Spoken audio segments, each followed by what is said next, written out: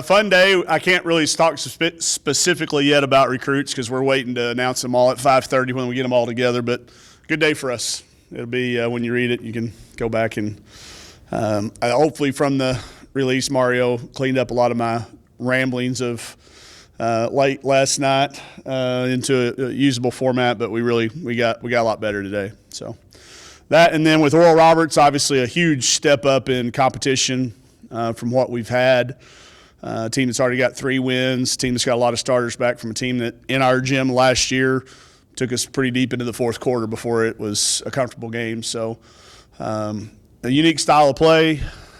Everybody can shoot it and is willing to shoot it. So quick turnaround for us. We were off yesterday with we had to have a mandatory day off, so it was yesterday. 1 day of prep. We got to be really good today in practice. When you go back to Monday night, I don't know if you played your best game, especially in the first half, but to score 101, I mean, what's that show your capabilities as a team? Especially when you look at there weren't very many threes. I think 5. Is that right? So 66 points in the paint, which is another one of our indicators that our offense is functioning. If they want to take one thing away, we need to be able to do the other. So getting 66 in the paint, and again, it's not like we turn people over and go lay it in. They were all half court. I thought our spacing was really good. There was a lineup, and it was the starters, but it was the second rotation when they played.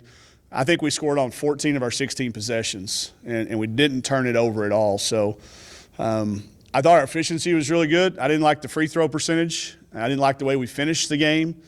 And, as a coach, you're always going to start picking at things, and we're finally at a point with our teams where we can pick at them. And we had challenged the team, can we learn from wins? Let's not be that team that has to get beat to be all mad and go back to work and work hard and fix things. So I thought going between the 2 games, it was certainly something that we drew a lot of positives out of. We didn't have much to show them in the film room. We really were picky, having to be very, very picky to find things to show them. And that's the key to this whole thing this time of the year. You mentioned ORU stepping up. I mean, what do you see from them, and what do you expect tomorrow? Well, sometimes the last 2 games or in our 2 exhibition games, if we've gambled, we didn't pay for it. If you gamble against these guys and you reach yourself out of position or you miss a rotation or what we call our my bads, our group loves that term. And if we do that, it's going to be costing us 3 points at a time. They've got a number of kids that shoot a very high percentage. They're confident. They're willing to take it. They're going to make us pay every time we make a mistake and really expose us. So we're not going to be able to make up for it with Taylor blocking a shot or coming off of her kid. They'll make us pay for every mistake we make. So that's the key. Plus, they're confident. They've played 3 games against some quality opponents, so they'll come in. They've never been intimidated by us. We play so often, and a lot of these kids play against each other, so we don't have a huge home court advantage or a huge intimidation. They're coming over here making the short trip expecting to win, and I think that's a difference in what we've faced so far. Does looking at their roster, it looks like you guys match up a lot better. I mean, they play 4 guards. Yeah, there's not a somebody walking in warm-ups that's going to strike fear into you, but that's part of the problem. Sometimes when you have that kid, they get your attention. They get it done. They got a 5'8" kid that's averaging double-figure rebounds. So, I think there's times people look at us like that too. But I do think with them, there's going to be some things we're going to be able to do defensively that we're not just going to be overwhelmed.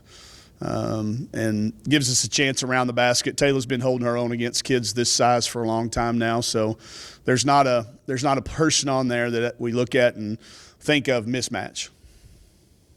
Any update on the kids who are still sitting? Yeah, just that IT's a little closer to being 100%. Everybody else that's been out, still out. Nobody else will be dressed out that hasn't been. But IT is a little closer, and fortunately no new bangs or dings to report. With Amber, do you feel like her shooting stroke is going to come at some point? I mean, yeah, it's just getting her more open shot. Yeah, and we've at the risk of sounding like quotes that we've heard this year, we haven't opened up the playbook yet either.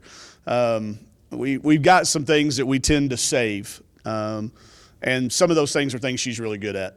But yeah, we'll get her those same type shots. It's always a little bit of a situation where you haven't played. You can practice all you want, but it's just that game speed, the game adrenaline, the game feel. So 100% confidence in any shot she wants to shoot. I'm okay. You know, she pulled one in transition the other day, and I went back and I think I was listening to Brett's like, that might not be. He knows not to say it anymore because he doesn't know.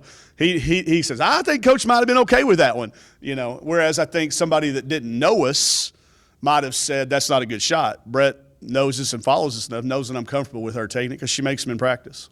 I think you and I talked about maybe in the preseason something about during like one of your scrimmages Yeah. or something that was it was one she was hesitant, but you guys had to talk about. So that's that, okay. pull up that. Yeah, it was. She had a chance to tie the game in a 2-for-1 possession, and I said, I will be okay. I will have your back in the media room, and whoever wants to ask.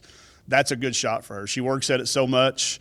You know, I think anytime somebody's got an unorthodox shot, which she does, her shot's not, you know, it doesn't look like one out of Hoosiers or one of those things, but it's been practiced so much.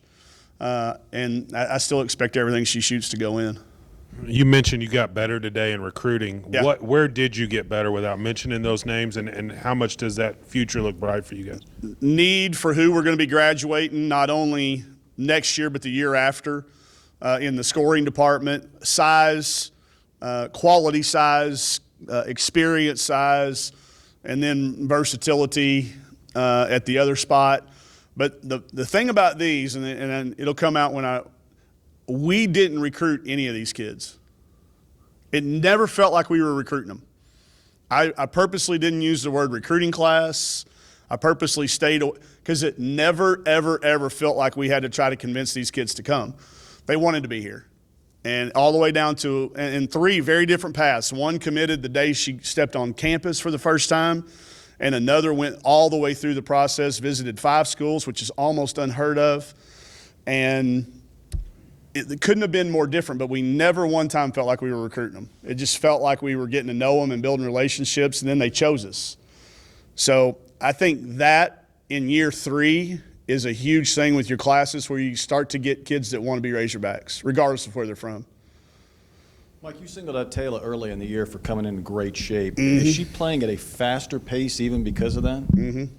And more confident and playing longer, not fouling as much. She used to just get tired and hack somebody to stop the clock. And in her defense, at that point in time, she knew she was probably going to play 20 minutes a night. So, you know, when I was saying avoid foul trouble, she kind of looked at me like, I can get my licks in here. And she would stop the clock. That's not the case now. I have full confidence she can play 40 minutes at that pace. It was easy to see from beginning of practices, and now through, I think, 4 games, y'all are starting to see what we saw all summer. This is a kid that's she's jumping higher, she's jumping faster, she's jumping more often, she's more active defensively. Mario would have to go back and look, but I'm not sure we ever out-rebounded our opponent 2 times in a row in the last 3 years. It's just not really our thing. And with her dominance, it's become contagious. Now we've got, I think Chelsea had 8 rebounds and 9 rebounds. She's averaging like 8.5, which is a lot. So Taylor has separated herself, and then I think has helped us separate our rebounding from what we've been like in the past, and defense. Sure felt like the scouting report the last 2 games was not to let your team shoot threes, even when you kept driving into the basket.